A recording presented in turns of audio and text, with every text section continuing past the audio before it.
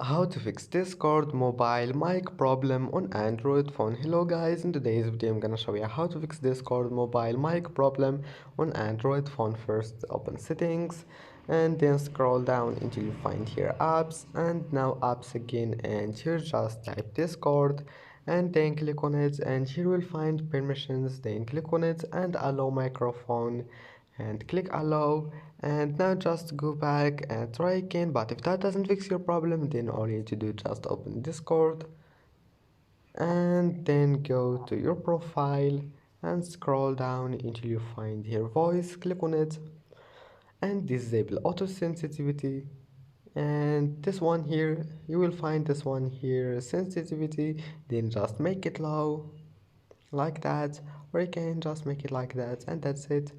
And then just try again and your problem must be fixed. And that's it for today's video. Don't forget like and see you in the next video.